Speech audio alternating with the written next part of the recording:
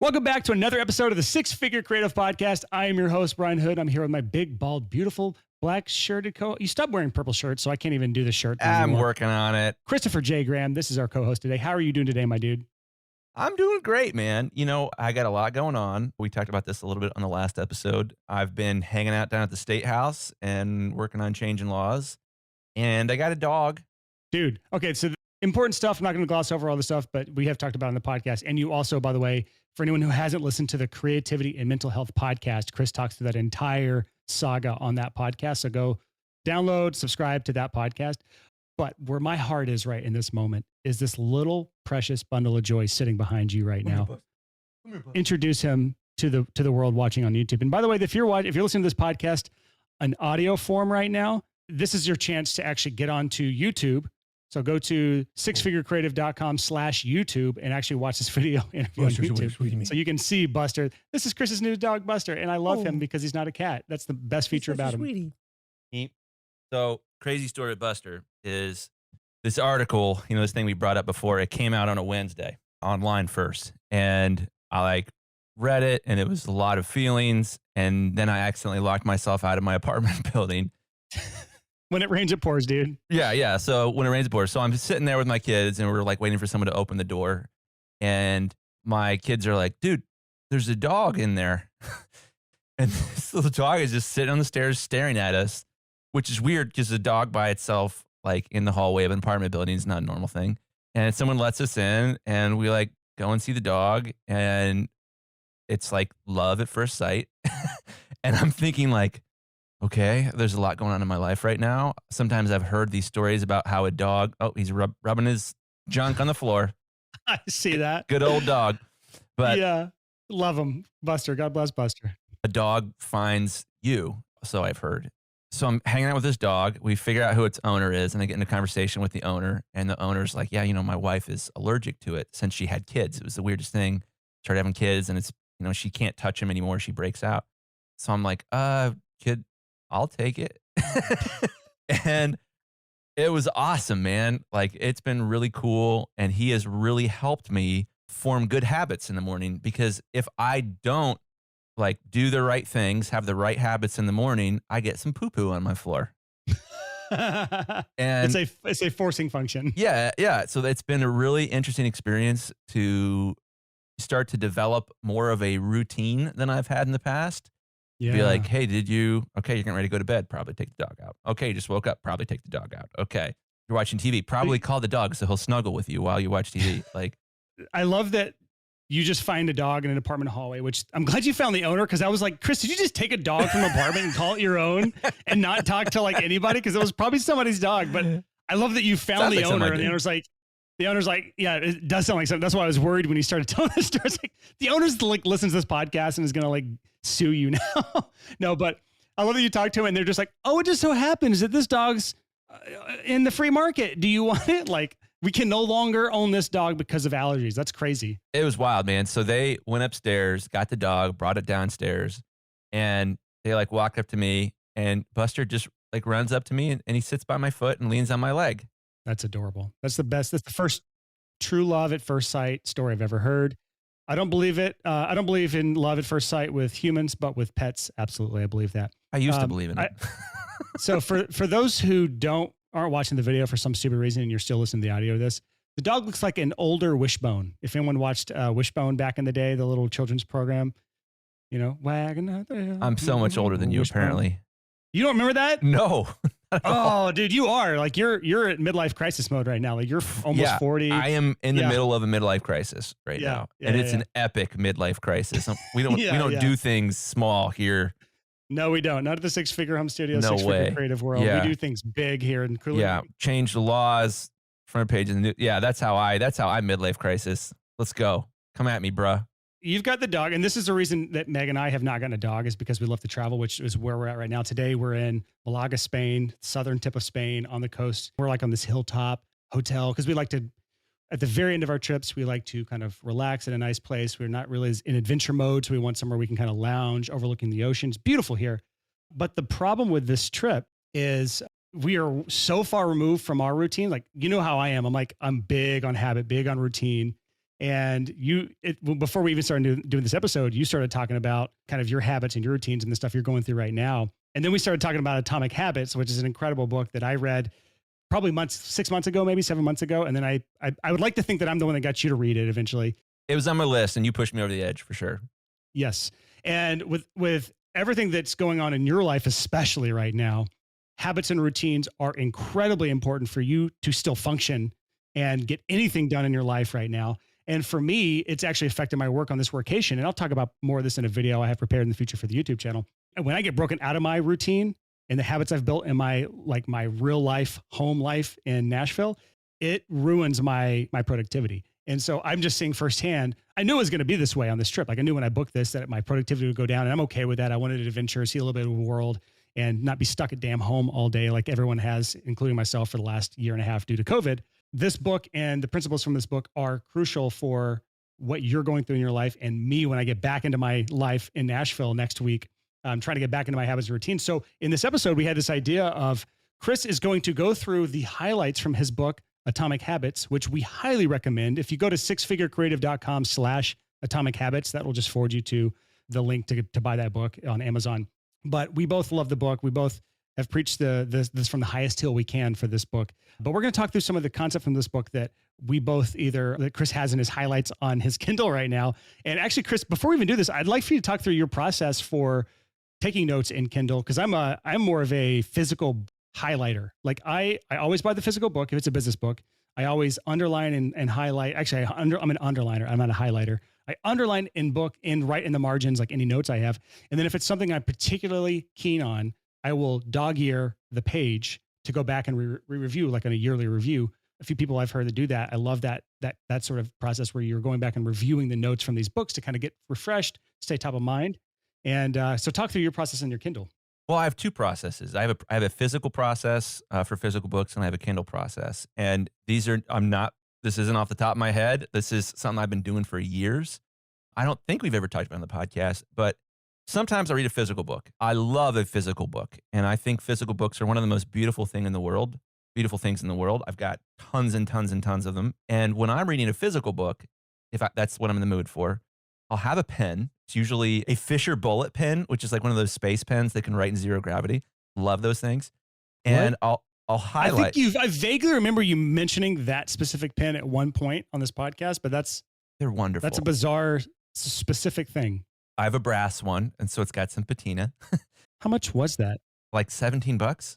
Oh, that's not that bad. I saw you're the type of person that would spend like $100 to $200 on a pen. So I was expecting a higher price point. I am that type of person, but I didn't. Like these are awesome. It was so weird. So there's a story about the pen I'll tell another time. Well, no, I'm going to tell it. So I was producing a record in Nashville, and I was at the Sound Emporium, awesome classic studio. This is years ago. And I picked up one of these pens, and the engineer that was engineering while I was producing was like, "Hey man, what's his name? Wasting away again. That's Jimmy Buffett's pen. Jimmy Buffett left that pen here." And I was like, "Cool, can I keep it?" And he's like, "Yeah." And I got addicted to him. You have Jimmy Buffett's pen, or that one ran out eventually? I lost it. I lost Jimmy Buffett's pen, and I bought many more replacements. But Jimmy Buffett apparently has excellent taste in pens. And so when I'm reading a book, I use that pen. I like how it feels. I like how portable it is. It like becomes half size when you fold it down. And I do what everybody else does. I underline and I take margins in the notes. If something is underlined, 100% of the time, I dog ear the top corner. If what I underline is crazy life-changing advice, I put lines on either side, to the left and the right of what I underline, and I dog ear the bottom corner. The bottom corner is reserved only for the most badass of pieces of information. And then what I like to do is maybe later that year or 10 years later, I pick up that book. And if I'm in a hurry, I go through just my bottom dog ears. If I really want to go all out, I go through all of my dog ears. Which I've seen your books before, and I feel like you dog ear damn near every page. So it takes a lot of time to go back through it, but I could probably do it in like 30 minutes on an average business book. Kindle, I'm trying to force myself to use Kindle, and this has been like a 10-year process.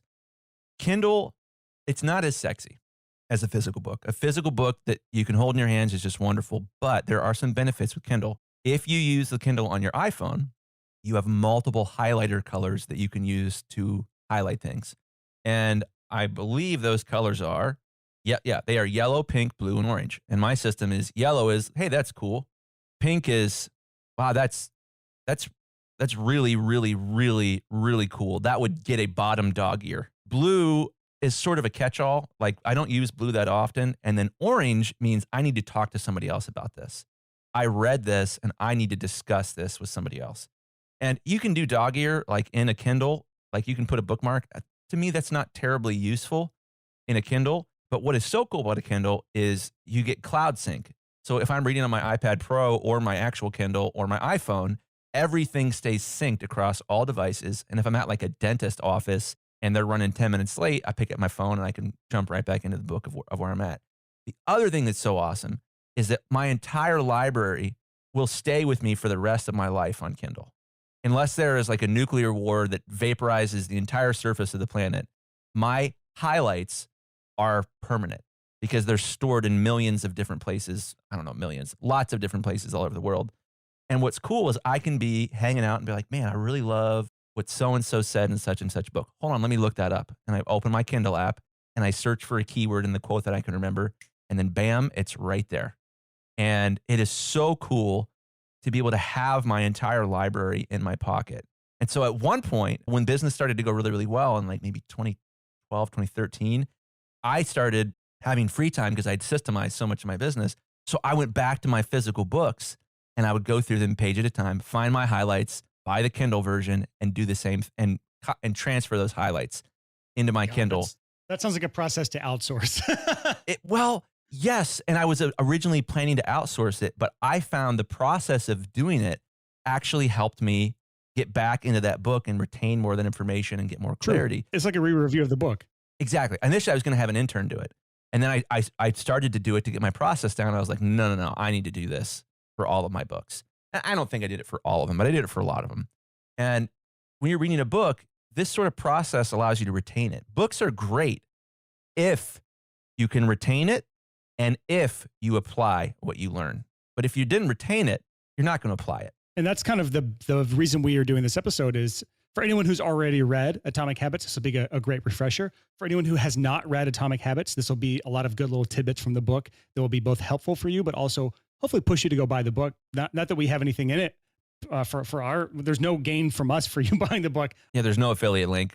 Yeah, other than actually the link that I just said will probably be an affiliate link. Okay, that's fine. But you can also just search Amazon and buy it without an affiliate link. But other than the affiliate link, there's no benefit. The whole reason we're pushing this book so hard is because you're going through such a time right now, Chris. And again, Chris delves into all the details of this in his other podcast, Creativity, Mental Health. So we're not going to go into the details of that, but this is such a time to have healthy habits and routines in your life to get you through those tough times. And so to go through this book right now is just it's very apt for the situation that you're in right now, Chris. And I want to, before we go into these book highlights we're going to talk through, I do want to mention a third benefit, and there's actually many more benefit to Kindle, and that is low or no light reading. So like being able to lay in your bed with no lights on. Oh yeah, I forgot about that. Huge benefit. Like I read my Kindle every night before bed. I never read business books on it. I only read fantasy novels on there. And so right now I'm reading the Stormlight Archive by Brandon Sanderson. It's like a 4 or 5 book series. They're like 1,000 pages each. And it takes me like 3 months to go through one of those books, but it's just the way I unwind at night. It turns my brain off. It chills me out, puts me to sleep. I can read maybe 10, 20 minutes tops before my eyes get heavy. But the low light reading where I have a backlight and it's on the dimmest setting possible, allows me to read in the dark without having a lamp on. And so I love that thing as well. So anyways, let's go into the notes, Chris. You have some notes that you're going to pull from it. And I wish that if I were home right now, I'd definitely pull my copy of Atomic Habits out and I would go through my underlines for you to talk through your thoughts on those as well, Chris, because I would love to hear, have some collaboration here on both sides. But this is all going to be your highlights and notes from the book. And we'll just talk through it. We have not prepared any of this, so this could be awful, but who knows? Let's go. Okay. So Atomic Habits, the first thing I highlighted in here is he talks about what does he mean by Atomic Habits? And he says, atomic means an extremely small amount of a thing, the single irreducible unit of a larger system. The big idea in this book is that small habit changes can have enormous changes for you in every area of your life. And he goes on in page 15, he says, if you can get 1% better each day for 1 year, you'll end up 37 times better by the time you're done. Yeah, I love that stat. And this is the first thing that you and I, before we did this episode, you brought up that line. And I was like, I don't know if I agree with that. Like statistically, it makes sense. Like 1% better every day. It's 37 times better at the end of a year. But it's never like that. Like, and the reality of it is it's never like 1% better every day. It's always like slog through a month and there's no progress. And then like all of a sudden you look back and, oh, I am a little bit better than I was before. I am a little fit, little trimmer. I do have a little more muscle mass, but you never see the changes. 1% is imperceivable in most cases. And then all of a sudden you might have a massive gain followed by a long 3-month plateau. So it's really hard to quantify and go by that true 1% thing. But the point of it is it's like compound interest. It starts off so small and so it's such a negligible difference from the day-to-day perspective. But once you zoom out to the larger perspective of a year or even 10 years, it is an incredible difference that you have. That's why if you look at like retirement portfolios over a 30 to 40 year horizon, you can amass millions in wealth with a relatively small amount of investment. That's the same for habit, just a small amount of investment every day, an atomic amount of investment into whatever habit or routine or thing that you're trying to build. Doing that every single day compounds every single time that you do it. And that's kind of the point here, Nicholas. Yeah, totally. Well, and this book has been really cool for me because I'm working in a coaching program right now. The working name is Faster Freelancer, which I stole from you. You're the profitable producer. I'm the Faster Freelancer. And where we talk about systems, we talk about systemizing people's businesses. And the big idea here is to build a systems snowball. And a systems snowball is when you're working on your business instead of for it, you find a way to be 1% better, more exactly what James Clear is talking about in this book, to get slightly better incrementally so that eventually you're massively better. And I think, can you give us an example of what that looks like? I can. Yeah. So when you're building a system snowball, what I'm teaching people right now in this coaching program that I'm building is your first thing that you should build is a system that will save you enough time to build a second system. And the purpose of your second system is to save you enough time to build your third system. And as you build more and more systems that make your work more efficient, eventually that begins to roll downhill. And Brian, you hit the nail on the head. This reminds me, I know you stole this from 100%. Yeah, the debt I've snowball. got baby steps and everything.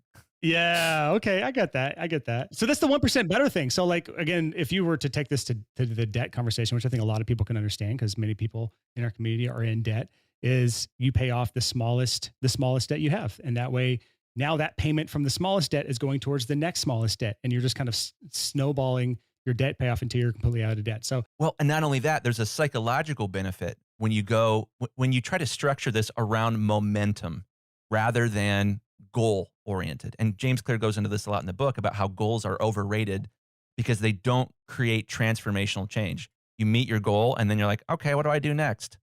And like, I even struggled with that with debt. When I did the Dave Ramsey thing, I got out of debt at one point, and then I was like, oh, well, now what? I was having a good time kicking my debt's ass. He does. He has other steps, Chris, like pay down your mortgage is like the final thing. But yeah, I didn't get that far. I get the goal thing because I do struggle with goals myself. Like I am actually not a goal oriented person. I'm more about the journey, which is weird to say and think because once I hit a goal, I'm like, all right, what's next? Like I always have like one foot in the thing that I'm finishing and the other foot already like finding the next place I'm going to go. Like that's just naturally how I am. Goals don't really motivate me. So I don't know what that means or how that applies to this conversation, but that's just how I am. Well, I think that's a fascinating part of this conversation. I think that goals are only useful when the product of the goal becomes a lever that helps you create a better system, more transformation, more change, faster growth, and the capability of better goals. So case in point, not to like take this down the depressing story of my life. Right now. Right now. Yeah. Yeah. Not your entire life. This article came out where I came forward as a survivor, and I was able to leverage that into political action here in the state of Ohio. There's already one bill in the Senate. There's going to be another one in the House here pretty soon. But I was only able to do that through getting to a certain threshold where that article actually came out in the front page of the newspaper. So when you have a goal, I think that goal shouldn't be a vanity goal. It should be a leverage goal. I see what you're saying. So the goal should be like, once I complete this thing, once I hit this goal, what am I going to do now that I've reached this goal to get to the next level? So I like that a lot because that fits your system snowball, that fits the debt snowball. It's like, my tiny goal is to pay off this little credit card debt. But what am I going to do with that money that frees up now that I don't have that? Now that my payment is freed up on the minimum payment on that small credit card, what does that money go towards? It should go towards the next credit card, and so on and so forth until it's paid off and I am out of debt. With the systems, it's the same thing. So have we talked about the 1% better thing enough, or is there anything else we need to discuss in this like 1% better over a year thing that there's another highlight on page 16 that I'm obsessed with. He says, habits are the compound interest of self-improvement. The same way that money multiplies through compound interest, the effect of your habits multiply as you repeat them. They seem to make little difference on any given day, and yet the impact they deliver over the months and years can be enormous. It is only when looking back 2, 5, or perhaps 10 years later that the value of good habits and the cost of bad ones becomes strikingly apparent. it actually reminds me a lot of the book, The Compound Effect by Darren Hardy, where he has a story in there where he says, like, the person who eats an extra like 100 calories a day for a year, and the person who eats extra or takes 100 calories off their diet for 1 year, at the end of the year, there's like a 30-pound difference between those two people. It is like an insanely big difference in weight from a really small amount of calories once you've multiplied that over a year's time. So it's those small, tiny changes compounded over a year can be incredibly beneficial or incredibly detrimental, whether they're a good habit or a bad habit. That's kind of the whole premise of this book, is like, this is how important habits are. And you can have good habits or you can have bad habits. How do we get rid of the bad habits, and how do we double down on those good habits?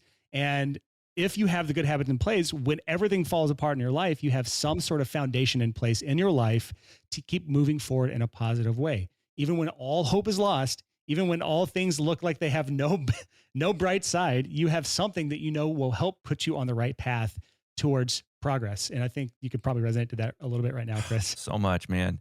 Yeah, it's been wild as I've been trying to rebuild my life. It's been so much, I don't want to use the word easier, but it's been nice to be like, oh, I've done this before. Like, I've built stuff from the ground up. I've built systems that have enabled me to achieve far more than I'm capable of without these systems. And it's the same thing right now of trying to figure out what is a new normal. My story has changed. And let me jump back into this book, because there's two quotes I want to read that are really on par with what we're talking about right now. That you should be far more concerned with your current trajectory than with your current results. I'll read that again. You should be far more concerned with your current trajectory than with your current results. Meaning, where you're going is more important than where you are. I can resonate with that. Okay, so there's gonna be a bunch of times in this conversation we have, Chris, where I'm not talking about business. And that's because, like, Yeah, that's great. surprise, this is personal development. It's far more than business. Yeah. This is your personal life. You could apply this to dating. You could apply this to farming. You could apply this to fitness. You could apply this to anything. So, like, I'm going to just talk about the things that I immediately come to my head with this stuff. So you can look at this with fitness. Like, I can look at the current weights I'm bench pressing or squatting or whatever, and say, this is pitiful. This is sad. I should be doing way more than this. Why is my chest so weak, especially compared to my squat or my deadlift? It's a question I've wondered about you many times, Brian. I appreciate that wondering, Chris. But then you look at the progress. You say, oh, I've actually gone up 20, 25% over the last month, or 30% over the last year, or something like that. And that's the trajectory that I'm on. I'm actually increasing considerable amount month to month or year to year. So I should be focusing more on the trajectory of those positive trends of my weight numbers, and not the current place that I'm in right now. Is that essentially what that book quote is saying? Yeah, exactly. Okay. So same with your business then. Like, so no matter where you're at with the habits you're building, look at the trajectory of are you constantly adding new habits to your life? Or are you, like, you don't have to look at yourself and say, man, I have no habits in my life. At least you're taking steps towards it. At least you're reading a book called Atomic Habits and maybe implementing some of the stuff from the book. Yeah. Same in business, same in marketing. I mean, you can put this in so many different ways. I hate how broad this is, because it could apply to so many things. Yeah, but it's also, without this information, I think what makes this information so cool is I cannot help but think about the story of humanity. How have we gone from monkeys to like a literal force of nature on this planet? And the answer is systems. And systems are just habits. Systems make habits easier to do. And you look at, I look around my office here, my toilet. It's fantastic technology. It removes the poo-poo from the room. It's a system. When I turn on the faucet, water comes out that I can drink to stay alive. That's a system. The thermostat makes sure that it's 70 degrees, 72 degrees in this office, generally at all times. That's a system. When I flip the light switch, even if it's dark outside, it's now like daylight on the inside of my office. All of these are systems that humans have developed and shared, and it's how we've moved forward as a species. And let me come back to this idea of your current trajectory. We can think about humanity in regards to current trajectory, and things look pretty good. We're doing all right if we think about trajectory, not about where we are currently at. But Brian, I think this is going to be your favorite quote. This is from later on in that page. He says, "Your outcomes are a lagging measure of your habits. Your net worth is a lagging measure of your financial habits. Your weight is a lagging measure of your eating habits. Your knowledge is a lagging measure of your learning habits. Your clutter is a lagging measure of your cleaning habits. You get what you repeat." I have to state one important thing for anyone who's not from the North. Legging is lagging, is what he's trying to say. A lagging indicator. Chris says lagging indicator. And so anyone who's confused, he's just talking about these are lagging indicators of like, you have clutter in your life because of your habits, right? That's essentially what he's saying. It's like, these are the lagging indicators. Basically, it's the things that are the result of your bad habits in life. So what's the opposite of that? What are the leading, does he talk about the leading indicators? What are the things that will show what will be? Well, one of the things he talks about in regard to this is this is the same page. Like we're all of these quotes are from one page so far. Dude, that book, I just remember having more underlines and highlights and dog ears on the first like 2 chapters than any other book I've ever read in my life. He's a prophet, man. I mean, he really is. Like I don't understand how wise he is. And here's a fun fact. Do you know what town James Clear lives in? Columbus, Ohio. It's not a fun fact. That's a trash fact. Continue on your story, Chris. Get to the good stuff. Okay. So he says, time magnifies the margin between success and failure. It will multiply whatever you feed it. Good habits make time your ally. Bad habits make time your enemy. I mean, okay, so let's talk through this again. So you mentioned like systems a lot, and that's just Chris's like really heavy-handed agenda that he has a coaching program coming out that is about systems. And so he's gonna like it's limited. But I loved your point that like the progress of humanity, the trajectory that we're on right now is because of the systems we built out, like the light that you mentioned, the toilet that you mentioned. All those things are incredibly powerful and helpful for all of humanity. And it allows us to do things like focus on bigger picture stuff instead of the small, tedious crap about literally getting crap out of our houses. Like that was a pain if we didn't have things like plumbing. It would be hard to get water from the well to our house if we didn't have plumbing going straight to our house. So I get that. It's like those things are eliminating the tedium of life so that we are able to focus on big picture, amazing stuff.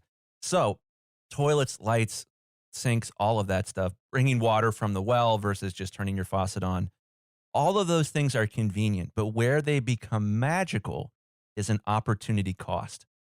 Yes. What did you do instead of going to the well to get water? What did you do instead of walking out into your backyard in 2 feet of snow to take a crap in the outhouse versus using your toilet? What you do is you build a better life. What you do is you build other systems. Humanity is inside of a systems snowball. Every time we do something, Amazon Prime. Do you remember the world before Amazon Prime where you couldn't get on your phone and literally have like 175 options for what toothbrush holder you were going to have, and it costs way less than in any store when you were a kid? That was built because on the back of all these other systems. There would have been no time to build Amazon Prime if Jeff Bezos was crapping in an outhouse. We're in the midst of a system snowball, and we have reinvested the time and the energy that our systems have saved us into other things because systems make habits easy. So let's bring this back to the conversation that creatives have right now. Because how does this apply to us as creatives?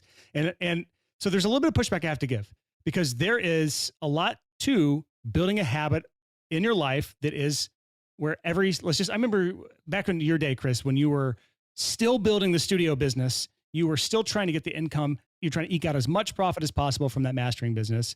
You had not even quite cracked 6 figures yet for the first time. And I believe you were like every Wednesday, you had started doing it every Wednesday. You would work on your business, working on systems. That was a routine that you put into place in your business. The routine is every Wednesday. So at a certain time, I will spend the 3 hours in the afternoon or a certain number of hours in the afternoon on Wednesdays to work on my business, building systems out that allows you to actually finally break six figures and go beyond, and then eventually launch other businesses because you had so many systems put into place that you could actually split your time. So when, Chris, is there ever a point where you need to work on anything but systems? Should you just work on systems the rest of your life? What about the actual work you have to do in your business as a freelancer? Because like there's so much we have to do where we're stuck in the muck of actually working on our work. When do we work on systems and when do we work on like our day-to-day stuff? I'm going to answer that with a quote from James Clear. He said, habits often appear to make no difference until you cross a critical threshold and unlock a new level of performance. In the early and middle stages of any quest, there's often a valley of disappointment. You expect to make progress in a linear fashion, and it's frustrating how ineffective changes can seem during the first days, weeks, and even months. It doesn't feel like you are going anywhere. That is the hallmark of compounding interest. The most powerful outcomes are delayed. Now, what I mean by this, the reason I bring this up is that you can't just stop running your business. If you have no time, if you live in a constant state of overwhelm because you have so many projects going on, you have so many clients, but you're not making enough money to really have any time off, or maybe to not even hire an assistant, you're stuck. And so your only way out, I think this is probably one of my favorite topics we've ever discussed on the podcast. The only way out is to take a little bit of time and take a small pay cut where you get 2 or 3 hours a week that you work on your business instead of for it. And when you have that 2 or 3 hours, you spend that 2 or 3 hours building a system that saves you enough time to build a second system, which the second system's goal is to save you enough time to build a third system. And all of a sudden, you start to create margin. You start to create time in your schedule where you have more time to work on your business. And this is exactly what happened to me. This is the transformation I went through. Well, let's talk about this then, because you are talking in theory right now. What specifically do we work on as that first thing to clear up more time so we can then work on a second thing that clears up more time so we can work on a third thing? Again, it makes sense in theory, but what are the things? What are the things that we built? What systems do you build out to save time early on? So case in point, when my business began to grow faster than I could stand it, I would master all day long. And then I would go upstairs, I'd have dinner with my family, and then I would come back downstairs and I would begin to bounce, export, and send the masters I'd worked on that day. And for those who don't know the audio world as well, as like most of our audience is audio related, so they know what that means. But that just means where you're like going into the program, you're having to highlight stuff and then export it. And basically it's just this tedious process of doing the same thing over and over and over and over again, waiting for things to load and then doing it again and waiting for things to load and then doing it again. It's tedious and crappy. So that's like an end of day task that you would do. Yeah. And so I would end up like eating dinner, I'm going to go set up another bounce. And then I'm going to come back up and I'm going to eat dessert. And okay, I'm going to go back down and set up another bounce. And then I'm going to, put my kid to bed. And then I'm going to run downstairs and then I'm going to set up another bounce. It was this awful process. And I recognized how expensive it was, not just from a time standpoint, but from how it was affecting my life, how it was affecting my family. And so I read 4 Hour Work Week. I've mentioned this in the podcast before. I read chapter 5 and because I didn't have time to read the whole book. And in chapter 5, he talks about the 80-20 principle. And I realized that if I could learn to build systems, if I could become a systems ninja, that was the biggest lever I had access to, that I could dramatically change my life if I became a systems ninja. So I figured that all this effort that I'm putting in, if I apply some of that effort towards becoming a systems ninja, then there will be a compound interest. What the hell does that even mean? What is this? You're being so cryptic. What is a systems ninja and how did this save your business? You've heard the phrase, necessity is the mother of invention. Overwhelm is the mother of systems. If you're constantly overwhelmed by the work that you're doing, your only choice is to schedule time to work on your business and not for it, and to find a system that you can build that will reduce your overwhelm. Usually that's going to start with your time. You need to reduce the time that you're working so you have more time to reduce more overwhelm. For me in my own business, what that looked like, at the end of my day, I had this task in audio, it's called bouncing. And I would have to at least a dozen times sit in front of my computer, basically print a page that was a piece of digital audio. And it would take about 4 minutes. And then I would set up the next one and the next one and the next one. And I realized if I was a systems ninja, I think I could automate this. And I built a system where I could be like, hey, and I called it Bounce Butler. And I called this little script that I made, hey, Bounce Butler, I've got these 12 songs. Could you do all the exporting and label them all properly while I go do other stuff and then you text me when you're done? And it took a long time. And eventually I finished the system. And I will never, ever, ever forget, as long as I live, walking upstairs and knowing my system was doing my work for me while I sat and ate dinner with my family. It was unbelievable. And back to your point earlier about how sometimes you work and you work and you work and you don't see any results and it's frustrating. James Clear addresses this as well. He says, imagine that you have an ice cube sitting on the table in front of you. The room is cold and you can see your breath. It is currently 25 degrees Fahrenheit, which for those of you that are Celsius, 25 degrees is 7 degrees below freezing. Just under zero. Yeah. Ever so slowly, the room begins to heat up. 26 degrees, 27 degrees, 28 degrees. The ice cube is still sitting on the table in front of you. 29 degrees, 30, 31. Nothing has happened. Then 32 degrees. The ice begins to melt. A 1 degree shift, seemingly no different than the temperature increases before it, has unlocked a huge change. Come on, James Clear. Preach at me, brother. That is so often what systems development looks like. Let's take this back to you. So you were doing this like nightly bouncing routine in whatever your DAW was.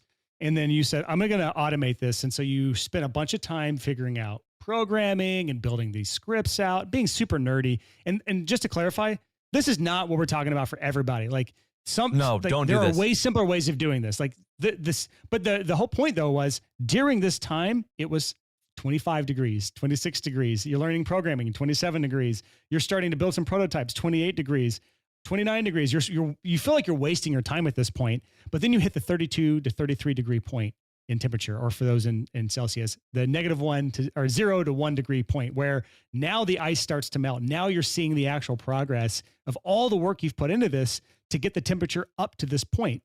And the result of that was like actually freeing up tons of your time and getting a huge return on the investment that you spent developing this app, learning this programming stuff, which you eventually turn into its own software products. Yeah, which is one of the greatest feelings in the entire world. When you cross that threshold and all of a sudden you might be getting 1% better, but you're not experiencing that 1% at all. And then all of a sudden you cross a threshold. And for me, that first threshold was walking up the basement stairs, walking to the kitchen table, and sitting down and taking a deep breath and being fully present with my family. It was mind-blowing. It was the craziest experience, and it was addicting. But there was a problem with what I was doing. There was no one to teach me how to do this. I scoured the internet. I read manuals on different coding languages, and at the time, there was no information available. So 90% of the time that I spent trying to learn how to do this ended up being wasted. I would learn and I'd learn and I'd learn. And I'd be like, I don't need that process. Okay, crap. I just wasted 3 days. I would learn and I'd learn and I'd learn. I'd be like, oh, I learned one thing that's essential to the move forward, but I learned 10 other things that I can throw away. And I spent all this time trying to learn stuff that didn't really help me. And it drove me nuts. And like, I feel ridiculous saying this, but I just wish that somebody would make a damn coaching program to teach me how to systemize my business. I had to teach myself. I had to spend all this time hitting my head against a wall. And I would go on these forums. There's all these forums that you can go on to learn how to code. And at the time, like, I thought code was the answer. At this point, most of my business doesn't run on any code. And I much prefer it that way. And that's much of what I'm trying to teach people when I'm doing coaching now. I would go into these forums and I would try to find the answer to some esoteric question.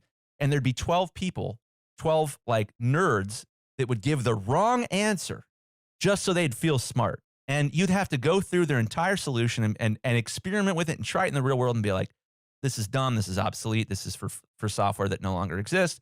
Or they posted this, you'd get down, you'd read through the forum and you get to the bottom and they'd be like, oh, I never actually tested that script that I posted in the forum. You'd be like, this is so frustrating, but I have to do it. So I think one of the best habits that you can get in is not doing that stupid that I did where you're trying to learn something by yourself that no one's ever done before. The only reason I was able to do that is because I was not a healthy person. I had so much PTSD. I had so much repressed that I would just like, okay, if I'm working on systems, I can distract myself. I don't have to consider all of the things that I'm feeling. And my hope is that like I can turn some of this trauma that I've been through into something that can help other people. That's why I'm trying to change the laws. That's why I'm trying to help people build systems. That's why we started the podcast in the first place, was like, okay, I have all this leftover stuff, all this leftover knowledge. I don't know why I read these books like my life depended on it. Turns out it's because I thought my life did depend on it. But how do I serve people in this? How can I make the worst thing that's ever happened to me the best thing that's ever happened to me? It's by helping people. And I think that's one of the cool things about habits and building systems is right now you only have enough margin to help yourself. If you can begin to build systems, if you can begin to build habits, if you can begin to tame the insanity that is your life, then you can begin to help other people. So how can people join the coaching program, Chris? I'm going to tee you up because you didn't do a call to action there. Well, that's a good question. This is Brian Hood coaching Chris Graham right now. He's got this. Right. I don't have any idea what I'm doing. He nailed it out of the park right there from his heart. None of this was pre-prepared, by the way. This is just Chris talking about something he's passionate about. And then this is Coach Brian Hood saying, okay, Chris, you teed yourself up. You knocked out of the park. You didn't tell people what to do if they also want to be coached by you, Chris. So what should people do if they want to be coached by you for systems, Chris? Okay. If you are interested in being a part of this coaching program, there's a couple requirements. You need to have a business that's already functional. If you are looking to start a business, don't take my course. Don't take my coaching. If you are looking to start a business from scratch and you've never done it before, do not take my coaching program yet. If you are living in a constant state of overwhelm and you desperately need to find a way to be more efficient so that you can not hate your life, that your dream job can be your dream job again, then you can talk about applying to this coaching program. And if you want to do that, go to chrisgrahamcoaching.com. There's a link at the top. Graham is Graham, just like the cracker. There's a link at the top to join the coaching program, there's a link at the top to apply to be in the coaching program. At this point, it's not anybody that wants it can be a part of this. It's people who are a perfect fit, who have a significant amount of overwhelm and pain in their life that they need to address by building systems. Now, here's one of the things I'll say. There's two types of systems. There are systems that make you faster, and there are systems that allow you to delegate what you're doing to somebody else because it makes the thing you're delegating easier for someone else to do. One of the problems with having an assistant in any business, not just creative businesses, is the tasks that you need help with are hard and you're better at them than everybody else. That's why you're a successful business person. It's hard to bring in somebody else and just say, hey, be as smart as me, as experienced as me, as wise as me, and as knowledgeable as me, and do all these things as well as I can. It doesn't work that way. You have to build a system to simplify at least some of these processes so that you can delegate it. And we talked about that on last week's episode, on episode 167. But yeah, that is another way, like, and this is what I was alluding to earlier when I kind of pushed back on you, Chris, is like, this isn't all about building programs and automating things. Like, you can actually just build a checklist for some other human being to follow. Like, if I were talking to Chris Graham from 15 years ago, I would have said, Chris, talk me through this bouncing process. What does it look like? What do you need these things to be named by? I would have put a checklist together and then hired any idiot that can open the DAW and follow instructions for $10 an hour, and they would have nailed it out of the park. I'm sure of it, by following your checklist. So there's plenty of reasons why that wasn't the best move for you at the time. I'm just saying there are simpler ways to do it. Nor could I afford it. I couldn't afford an assistant back then. Well, this brings another point up. This is really important, is you said there's only one way to do things if you're overwhelmed. There's actually two. The second way is to just raise your damn prices so less people hire you, but you make the same amount of money with less work. Totally. To be honest, this is painful because I'm pivoting right now. I am finding that my niche is helping people systemize their business. That's a way that I can leverage whatever the hell is wrong with me in good ways. And I was not mature enough or healthy enough to be able to deal with the fear of raising my prices. And some people, they get into a position where they don't have enough customers, or they're only working with repeat customers. And if they go to raise their prices and they do it improperly, they do it too fast, or they don't present it well to the customers, they can lose too many customers. Bye. Yeah, that gets really dangerous. That gets really scary. I think that the way forward is to do all of these things. It's to raise your prices if the market allows for it, and if you are getting enough new customers, because new customers are significantly easier to raise your prices on, typically. and to systemize at the same time. One of the best parts about systemizing and raising your prices at the same time is it gives you time to find new customers. I think that's where most people start to really get into the death spiral in their business, is they are working so much and so inefficiently that they don't have time to find new customers, so they aren't able to raise their prices. Yeah, I think that's well said, dude. So yeah, this was a fun kind of romp back into the old pre 150th episode where you and I would just do episodes together. Yeah, this is fun. Yeah, but this is kind of the end of my trip here on my workation with my wife through Europe, and it's just hard to get guests scheduled where it's such a weird time difference between all three people. Yeah. So we just wanted to do this week's episode with Chris and I here. And anything else you want to leave off on in the conversation around habits, routines, systems, anything? Because usually you have a nice little eloquent thing to end on. Absolutely. The Chris Graham mic drop. I always put you on the spot for this. Go for it. A lot of the impetus for this, what ruined me, what made me obsessed with becoming a systems ninja, and I've mentioned this in the podcast before, was Henry Ford. I read Henry Ford's autobiography. I think he wrote it in 1922. Unbelievably significant for the modern era, still relevant. And one of the things he talked about in there, I'm paraphrasing it mightily here, but he talked about when you have a task that you do again and again, and if that task is 10% less efficient than it could be if you systemized or automated parts of that process, then every time you do that process, you will pay a tax in either time, money, or energy.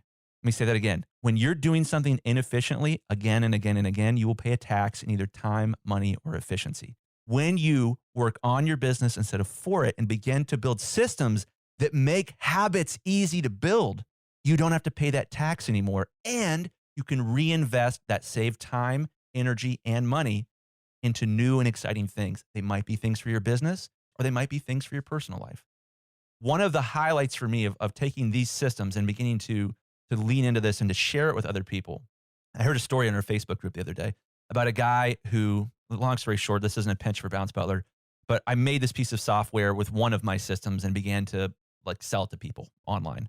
And they pay a subscription and they can bounce as many files as they want, and they don't have to do it, and it texts them when they're done. It's pretty cool. It's the exact same system I built for my business. And I heard a story in the Facebook group the other day, a guy who had told a friend of his about Bounce Butler, who had to bounce all these stems. He had just hours and hours and hours and hours of work that he had to do manually.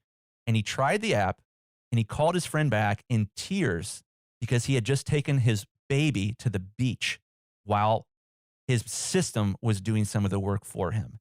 And what he got in exchange for using a system that saved him time was he was able to reinvest it into his personal life. My personal life is a wreck right now. I'm trying to figure out all this trauma that I've gone through. I'm trying to figure out how it's affected on I've lost friendships. I've lost relationships over this. I've made new ones too, but I'm trying to sort this all out and to land on my feet after coming forward with something as horrific as what happened to me. And building great systems is the way I'm going to do that. Building great habits where I know that I can be healthy every day and lean into that and get healthier and healthier and healthier, because my trajectory looks pretty damn good right now. Where I'm currently at, man, I'd change a lot if I could. But my trajectory is good because I'm building systems that orientate me where I want to go. And I think for most of us, we got to know where we want to go. We got to imagine what that world is going to be like that we want to live in. And then we got to figure out how to build the systems to get there. They might be marketing systems. They might be systems that help you be more efficient. It might be systems that allow you to delegate things that were impossible to train someone else on how to do and are now pretty easy because it's A, B, C, and D. They're following a checklist, and there's tutorial videos built into the checklist. And even if you have to bring in a brand new assistant at the last minute, the system can train the assistant, which is what happened with Kyle. When I brought Kyle in, I handed him my system, and he rocked on it and made the system way better. And I think one more sort of jewel, wisdom nugget here is I think when you begin to build a system snowball, that system snowball eventually should become smart enough that other people can help you build your system snowball too. Other people can not just have work delegated to them, but they can find a hole in your system and say, boy, we need to fix this. And they build a system that plugs into your other systems. That's what's happened with Kyle. My system snowball started going nuts once it was big enough for me to bring someone like Kyle in so that he could begin to enhance it even when I wasn't there. So even when I'm asleep, my system Snowball is getting better. Even when I'm dealing with health issues, my system Snowball is getting better. I think this is a vision for all of us, not just as creatives, but this is the way of humanity. And our advantage as creatives is that building systems to make habits easier is a creative pursuit.